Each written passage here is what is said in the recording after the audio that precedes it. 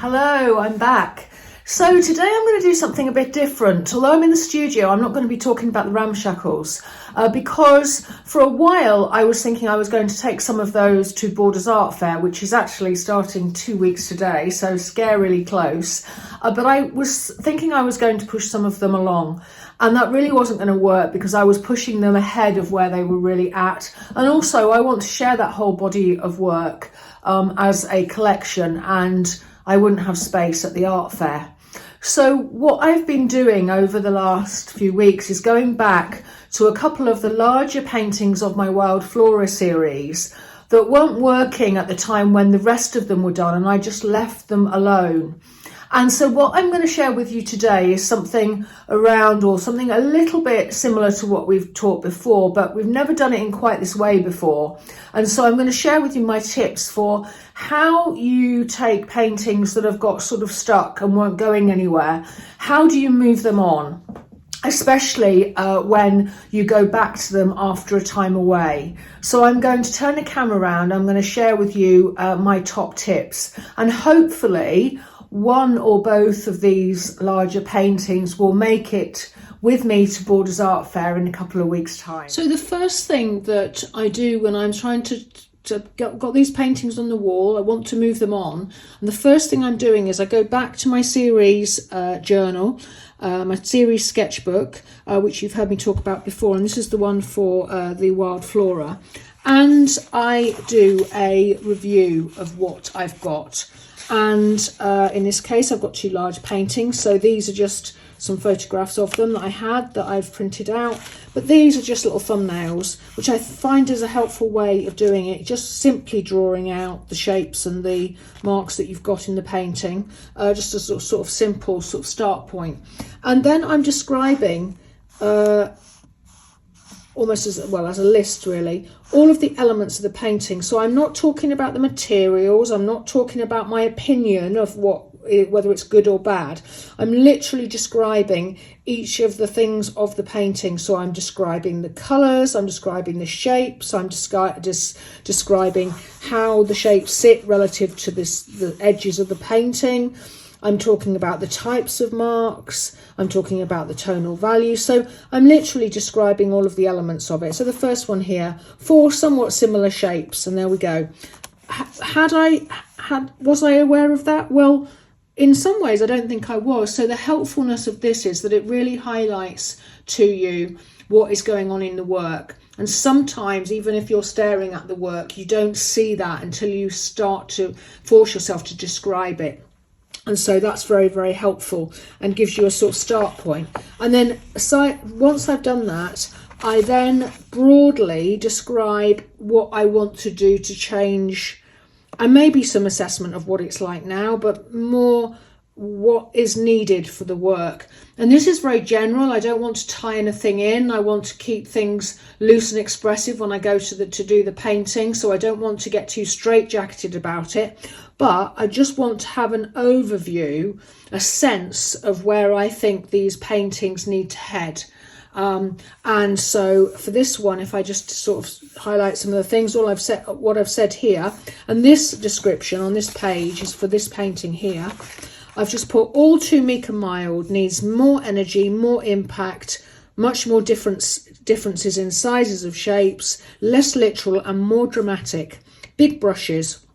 And I've talked about colours, I've talked about raw energy, less controlled, and so on. So you get an impression of where I'm wanting to head with it when I go to start the painting. So another thing is to have key statements to hand and things that will help you whilst you're painting. So beside my painting wall, I have this list of ways of describing how to use paint, really, and it just helps me keeping things moving and keeping different things in mind, not getting too samey. And so I have a number of different things on this wall, and that's one of them I just wanted to focus on. And if I just come over by the painting wall, there are two key things that I've got stuck on this wall that are right beside the paintings. The first of them is this sticker that has come from my review of the painting, or one of them in particular.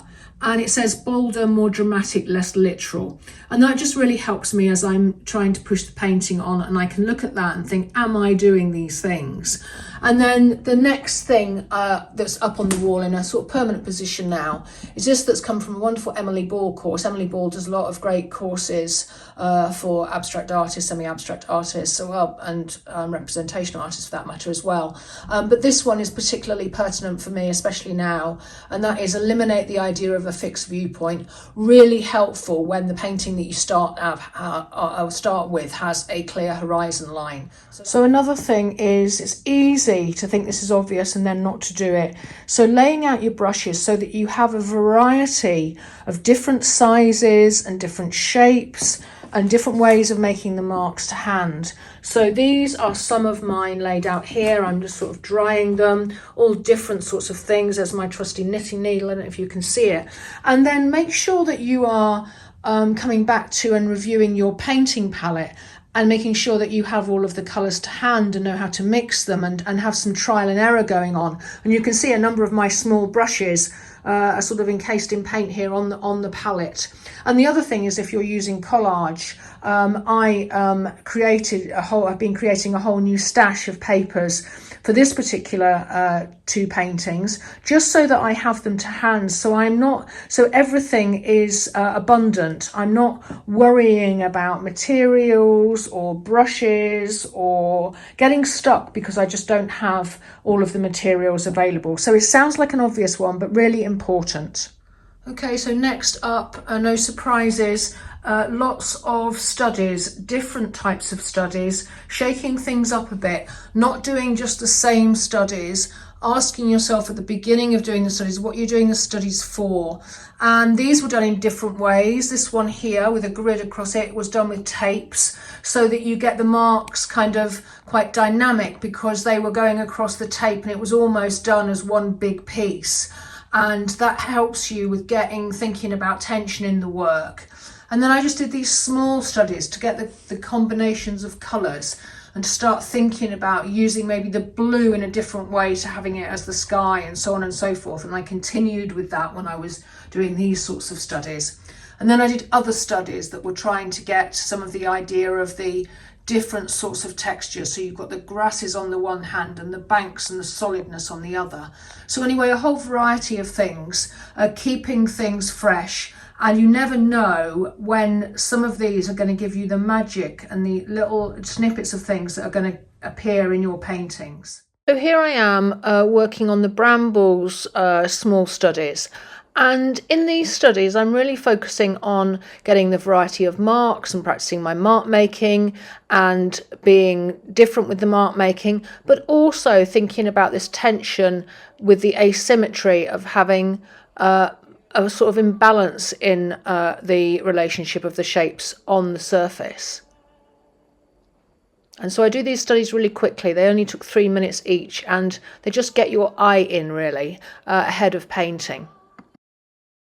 So this is another example of one of the studies. This is a large size. It's the same size as the painting, and the paper was attached to the wall. And then I first of all did the Tai Chi sort of exercise, where I sort of imagined being back in the landscape with my eyes closed, kind of, sort of feeling my way around that landscape, and then transferred those sorts of actions to painting, again without looking at the paper whilst I was doing it.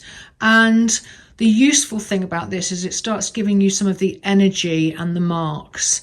And so this was another example of the studies that can be done. And I'll put a link in the notes because I've talked about this before, and I showed the actual process of doing it when I was actually, again, working on the Wild Flora series way back.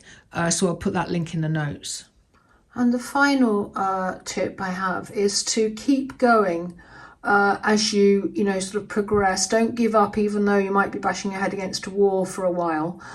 This painting, for example, stayed as it was at the start, despite the layers, until I started to do some studies that suddenly flipped my thinking to making this painting much more asymmetric. And I've got a way to go, but it's a case of keep going, but at the same time as keeping going, checking in with yourself about what the painting is about and what you're trying to achieve.